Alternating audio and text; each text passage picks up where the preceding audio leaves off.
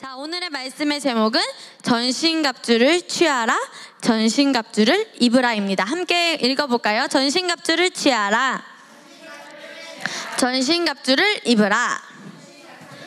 자, 4층에서 우리 또 카페에서 우리 커피트리에 모여서 각자 집에서 예배드리는 친구들이 있는데, 자, 전도사님이 이 영상을 켜고 있는 친구들은 얼굴이 보이잖아요. 그래서 잘 예배를 드린 친구들에게, 여기 본당에서 예배를 드린 친구들도 마찬가지고, 실시간으로 우리 커피트리 친구들, 지금 카메라를 킨 친구들은 4층 친구들인데, 카메라를 킨 친구들 중에서 예배를 잘 드린 친구들에게 오늘 30달란트를 주도록 하겠습니다. 자, 우리 함께 다시 한번 말씀의 제목 읽어봅시다. 전신갑주를 취하라, 전신갑주를 입으라. 네, 4층의 목소리가 커진 게 여기까지 들립니다. 자, 에베소서 6장 13절 말씀이에요. 함께 읽어볼까요? 그러므로 시작. 그러므로 하나님의 전신갑주를 취하라, 입으라. 이는 악한 날에 너희가 능히 대적하고 모든 일을 행한 후에 서기 위함이라.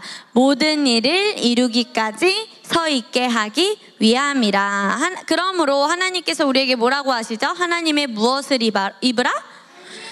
네, 전신갑주를 입으라. 악한 날이 오기 전에 하나님께서 우리에게 말씀하신 거예요. 여러분, 하나님의 전신갑주를 입으십시오 라고 해서, 전신갑주가 바로 이거예요. 자, 머리에는 무엇을 썼죠? 구원의 투구, 손에는 믿음의 방패와 성령의 검이 있고요. 갑옷으로는 의의 흉배와 진리의 허리띠, 그 다음에 평안의 신발이 있습니다. 그래서 이 전신갑주를 입은 친구가 영어로 이렇게 말하고 있어요. I'm ready. 무슨 뜻일까? 준비 완료. 나 준비됐어 라는 뜻이에요. 자, 그래서 오늘 이 에베소서 6장 13절은 우리 그리스도인이 전신갑주를 입어야 하는 이유, 전신갑주를 취해야 하는 중요성에 대해서 말해주는데요. 하나님의 전신갑주를 취하라. 이는 어떤 날에? 악한 날에. 여기서 말은 악한 날은 어떤 날이냐면, 큰 혼란이나 어려운 일이 있을 때, 어려움이 있어서 여러분이 딱 그 일에 맞서야 할 그때를 이야기를 합니다. 자, 우리 지난주 말씀에서 이게 뭐였죠? 법이 있었어요. 우리나라의 법에는 규칙, 조례, 명령, 법률, 헌법이 있는데, 이 법들보다도 가장 우선시되는 법이 뭐라고요? 아멘. 하나님의 말씀이 이 나라의 법보다도 상위법, 하나님의 말씀이라고 했습니다. 그래서 말씀을 기준으로 정직한 삶을 살았던 인물, 누구를 봤었죠, 여러분? 네, 다니엘을 봤습니다. 우리 다니엘 6장 10절 말씀 읽어볼까요? 시작. 다니엘이 이 조서에 왕의 도장이 찍힌 것을 알고도 집에 돌아가서는 윗방에 올라가 예루살렘으로 향한 창문을 열고 전에 하던 대로 하루 3번씩 무릎을 꿇고 기도하며 그의 하나님께 감사하였더라. 왕이 누구에게든지 절을 하거나 기도를 하면 죽인다는, 사저굴에 빠뜨린다는 법이 있었지요. 그런데 다니엘은 전에 하던 대로 하루 3번씩 하나님께 감사하며 이렇게 기도를 했습니다. 자, 그래서 다니엘은 결국 사자굴에 가게 되었는데, 하나님께서 누구를 보내셔서 사자들의 입을 막게 하셨죠? 천사들을 보내셔서. 그래서 이 왕이 다니엘이 살아있는 것을 보고 너무 행복해 했습니다. 자, 왕이 어떻게 너가 이렇게 살아날 수 있었느냐라고 했더니 다니엘이 이렇게 말합니다. 빨간색 읽어볼까요? 시작. 이는 그가 자기의 하나님을 믿음이었더라. 같이 말해봅시다. 믿음. 믿음은 어떨 때 생길까요, 여러분? 믿음은 어떨 때 생길까? 그러므로 믿음은 뭐뭐에서 나며, 그렇지, 그런데 무엇을 들으면 될까요? 그렇죠, 탁월하십니다. 같이 말해보자. 믿음은 말씀을 들을 때 생깁니다. 그러면 믿음은 어떻게 해야 강해질까요?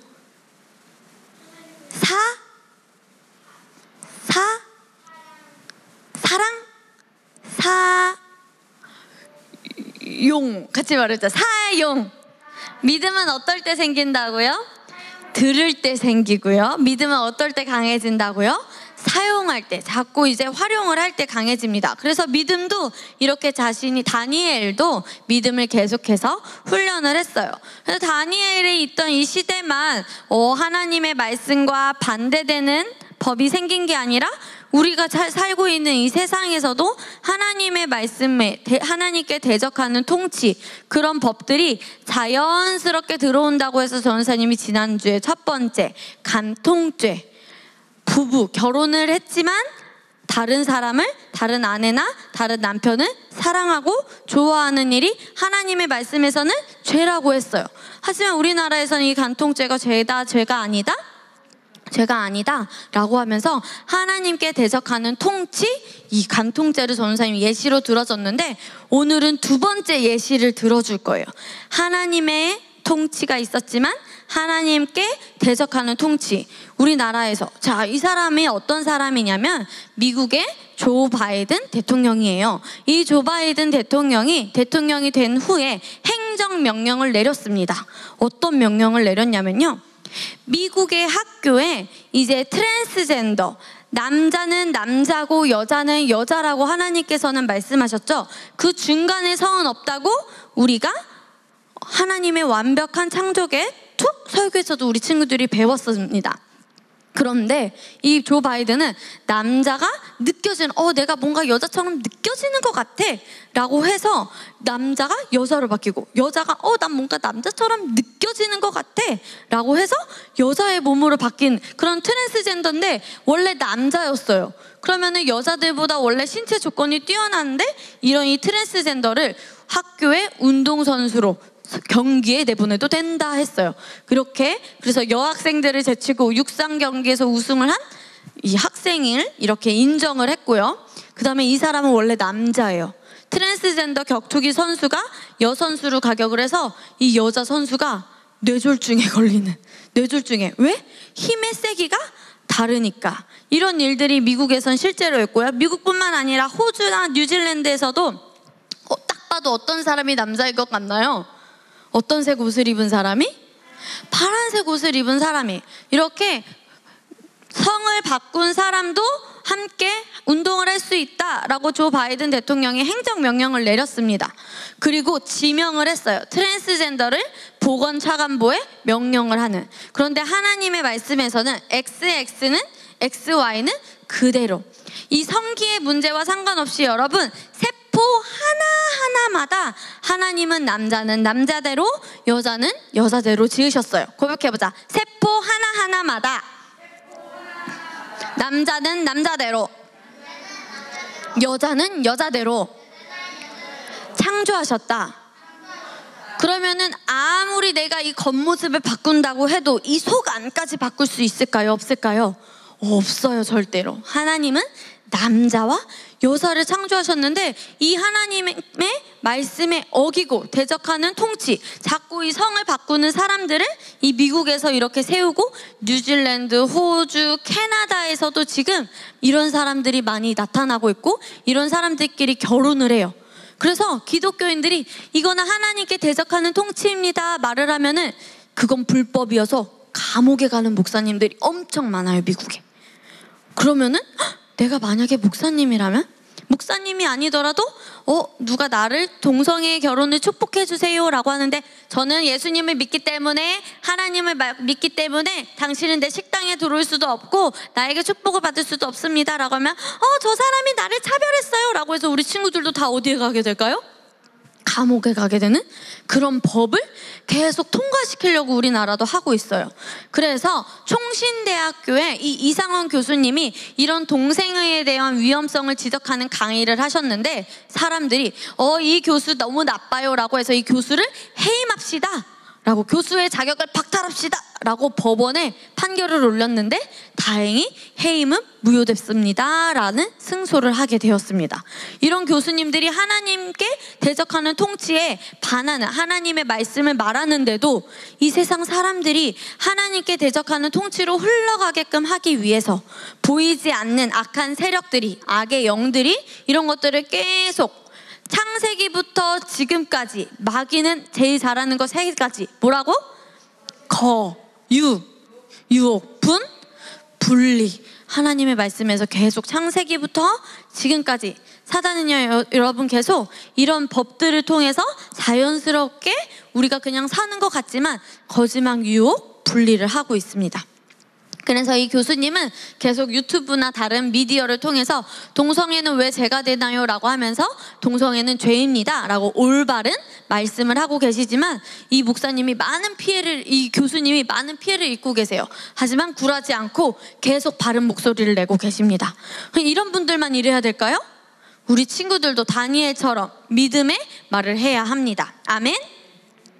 자, 이 악한 날이라고 전도사님이 아까 말했죠. 전신갑주를 악한 날이 오기 전에 입어라. 이런 법들을 우리 친구들이 이런 법의 앞에서 내가 믿음의 말을 하는 것도 악한 날에 대적하는 거지만, 갑작스런 내가 질병이 있거나 갑작스런 나의 사업의 위기, 우리 집안의 경제적인 위기, 아니면 내 인생에 몇 가지의 도전과 위기가 있을 수도 있어요. 이런 것 모두가 다 악한 날입니다.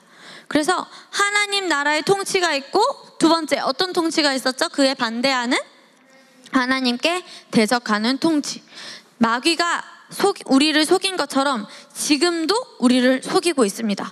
그래서 어떤 사람들은 저는 전도사님 그리스도인이니까요 바로 하나님의 나라의 통치를 고르겠죠 라고 하는데, 너무 이거는 생각하지도 않은 말이야. 너무 내가 깊게 생각하지 않고 하는 말이야. 왜냐하면 전도사님이 말했죠. 마귀는 계속 속이고 있어요. 인권을 높여주는 것처럼, 지적이고 합리적인 것처럼, 그 다음에 과학적이고 이성적인 것처럼, 다양성을 존중하는 것처럼, 평등한 삶인 것처럼, 자유와 자유를 주는 것처럼 마귀는 계속 우리를 속이고 있습니다. 그리고 하나님의 말씀에 맞는 것은 구시대적이고 비이성적이고 너무 편협하고 권위적이라고 하면서 정책, 법, 체계, 우리들 친구들이 학교에서 공부하는 교과서의 한 장, 우리 친구들이 듣는 음악, 영화, 드라마. 최근에 디즈니에서 정글 크루즈라는 영화가 개봉을 했어요. 그래서 전도사님이 우리 친구들과 볼만한가? 라고 들여다봤는데, 거기 그 영화에서도 동성애가 나오고 있어요. 그런 디즈니에서도 지금 동성애가 계속 묻어져서 나오고 있어요. 겨울왕국에서도 나오고요. 그래서 우리 친구들이 영화 하나하나를 볼 때도 그냥 재밌어 보는 것이 아니라 하나님께 대적하는 통치가 있나? 잘 깨어서 같이 말해봅시다. 분별할 수 있어야 한다. 네, 그래서 어떤 회사의 제품 하나를 쓰는데도 이게 하나님의 나라에 대적하는 건가? 그 다음에 친구들, 그 다음에 책, 기사나 이론, 사상. 그래서 전도사님이 3학년이, 지금 초등학교 3학년이 원래 생존 수영을 배워야 하는 학년이래요. 그런데 생존 수영을 코로나 때문에 못 배운대. 그래서 저기 용인에 있는 친구들은 VR, 여러분 뭔지 알아요? VR이? 진짠가요? VR이? 아니요, 가상현실이에요. 그래서 VR로 물속에 풍덩 빠져서 생존 수영을 배웠대. 그래가지고 그 교회 전도사님이 물어보셨대. 그 3학년 친구에게, 너는 코로나 때문에 생존 수영을 못 배웠겠구나. 아니요, 전도사님, 저 생존 수영 배웠어요. 저 물에 빠져도 생존 수영 할 수 있어요 라고 대답을 했다는데, VR로 얘들아 생존 수영을 배운 거는 제대로 배운 걸까요? 아니에요. 같이 말하자. 그것은 가짜. 그것은 가짜예요. 진짜인 것처럼 어떻게 한 거야? 속인 거야. 그렇게 VR도 우리가 현실에서는 재밌고, 전도사님도 그래서 그걸 듣고 전도사님도 놀이기구를 탄 것처럼, 그래 진짜로 탄 것처럼 그런 느낌이었는데, 이것도 어떻게 하면은 내가 진짜 했다고 속겠구나 라는 생각이 들었어요. 이 VR뿐만 아니라 학교에서도 우리 친구들 이 디지털 기기를 가지고 많이 사용을 하나요, 안 하나요? 하죠. 고학년이 점점 올라갈수록 핸드폰을 사용하거나 컴퓨터를 사용하는 숙제, 이 태블릿을 사용하는 숙제들이 점점 많아질 거예요. 그런데 그런 상황 속에서도 우리 친구들이 하나하나 분별을 할 수 있어야 됩니다. 왜냐하면 같이 말해보자. 일상생활 가운데 하나님께 대적하는 통치가 숨어있기 때문에 네, 숨어있다는 걸 우리 친구들이 잘 알고 있어야 합니다. 그렇다면요, 전도사님, 이렇게 숨어 있고 우리를 계속 속이고 거짓말하고 유혹하고 불리하는 이런 위기의 날에 제가 흔들리지 않기 위해서는 어떻게 하면 될까요? 자, 같이 우리 크게 읽어봅시다. 자, 4층 친구들도 시작. 평화의 날에 반드시 말씀을 배우고 그 말씀을 내 안에 저장해 두어야 한다. 한 번 더. 빨간색. 무엇을 배우고? 그 말씀을 배운 것을 내 안에 어떻게 해야 된다고요? 저장. 지속적으로 거하게. 그래서 계속 저장을 해야 됩니다. 자, 우리가 김치를 할머니들이 엄마가 막 맛있게 했어요. 그럼 어디 냉장고에 보관을 하죠? 잘? 김치 냉장고. 그럼 김치가 1년 내내 어때요? 맛있어요. 삼겹살을 먹을 때도 김치를 구워 먹고, 또 김치로 뭘 해 먹을 수 있지? 김치 부침개도 해 먹을 수 있고요, 김치 볶음밥도 해 먹을 수 있고요, 또 김치찌개도 해 먹을 수 있는 것처럼 계속 김치를 어떻게 해요?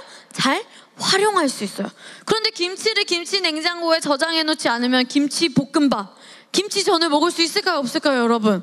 없어요. 그런 것처럼 말씀을 내 저장고 안에 잘 저장을 해서 상황마다 김치 볶음밥을 해 먹고, 김치전을 해 먹고,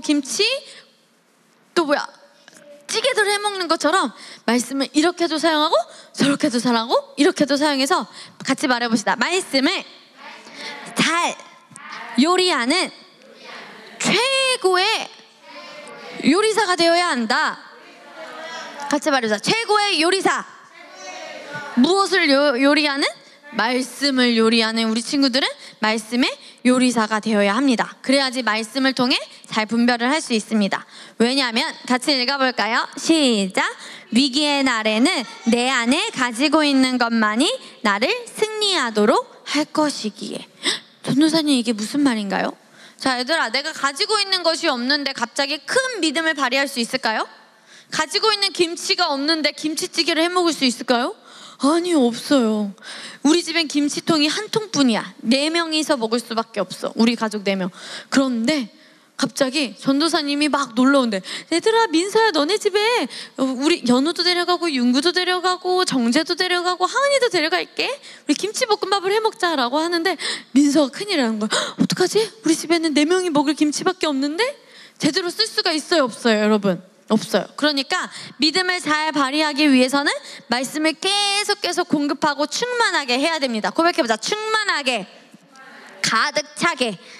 그 냉장고 안에, 저장고 안에 우리 친구들의 말씀이 가득 차게 해야 됩니다. 그래서 같이 따라서 고백해볼게요. 긴급하고 어려운 선택에 상황이 온다면, 내가 힘들 때 그런 상황이 온다면 감정을 이기는 것은 쉬운 일이 아니다. 네, 우리 친구들이 어려워, 힘들어, 마음이 아파, 어떻게 이때 이렇게 할 수가 있어, 어떻게 이 사람에게 이런 말을 할 수가 있어, 어떻게 힘들어, 어려운 선택이야, 그냥 이번은 물러설래 라고 감정에 휩싸이기가 너무 커요. 그렇기 때문에 믿음을 계속 훈련을 해야 됩니다.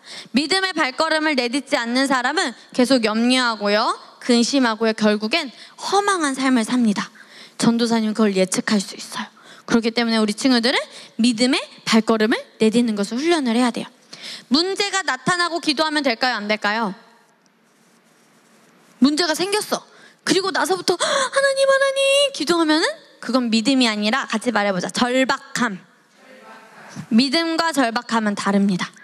믿음은 그런 어려운 상황이 오기 전부터 우리 친구들이 말씀을 듣고 사용함으로 강하게 해야 됩니다. 그래서 무엇을 입으라? 전신갑주.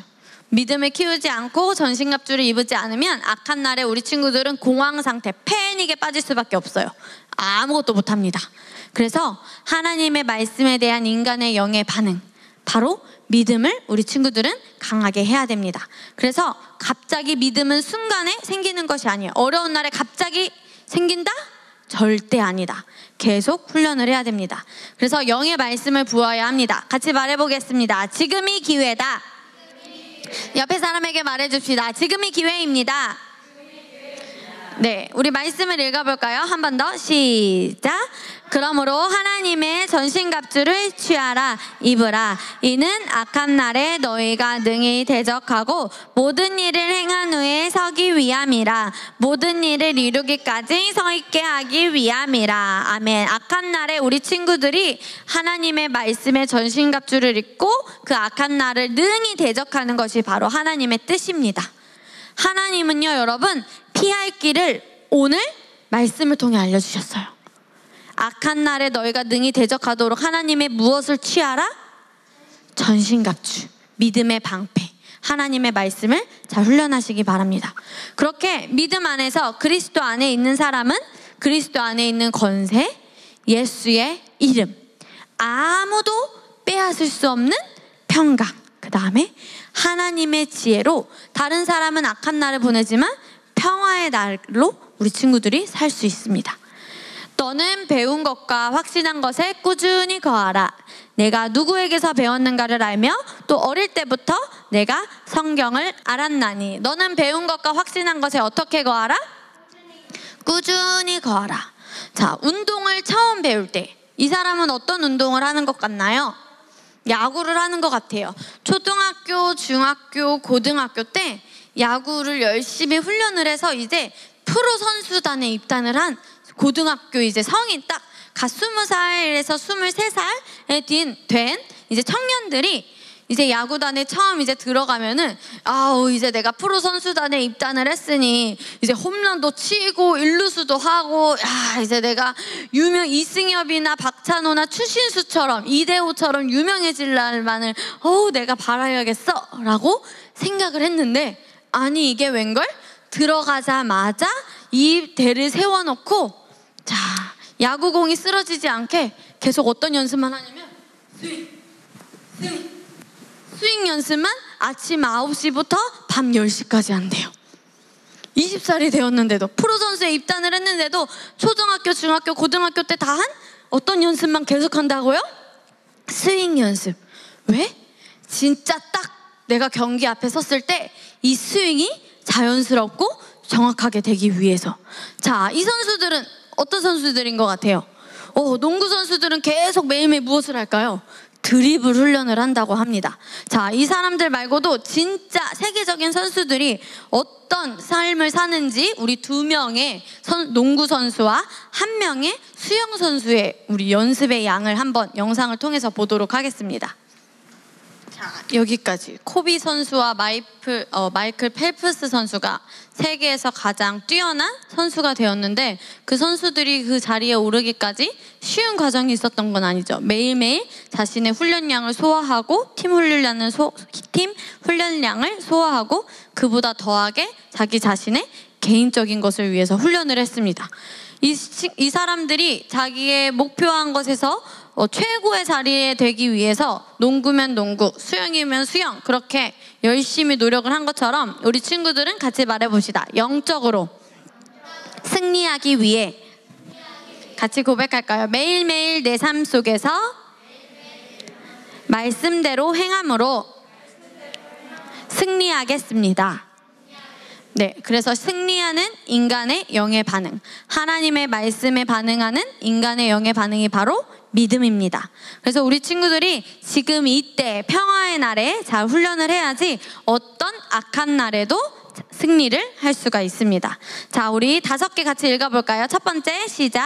참과 거짓을 분별할 수 있어야 한다. 2번째, 즉 지혜로워야 한다. 3번째, 말씀의 사고로 구비되어야 한다. 4번째, 심령으로 분별. 마지막, 나의 바른 태도가 진리를 들을 수 있게 한다. 자, 우리 마지막 고백 4가지 하고 마치도록 하겠습니다. 시작. 하나님이 왕이시며 이 세상의 법보다 하나님의 말씀이 절대 진리임을 알고 내 삶의 최고의 기준으로 삼기로 결단합니다. 내 생각과 말과 행동이 자연스럽게 말씀과 하나가 되도록 나는 말씀을 항상 충분히 먹고 묵상합니다. 나를 통해 하나님 나라가 이 땅에 나타나도록 정치, 경제, 사회, 문화, 교육, 과학 등 모든 분야에서 말씀대로 기능하는 리더가 되겠습니다. 나의 영에 말씀을 넘치도록 부어야 하는 이유는 위기의 날에 믿음을 발휘하는 리더가 되기 위함입니다. 이것이 나를 향한 하나님의 뜻입니다. 그래서 전신갑주를 우리 친구들이 잘 취하시길 바랍니다. 같이 고백하고 마치겠습니다. 하나님의 전신갑주를 취하겠습니다. 아멘.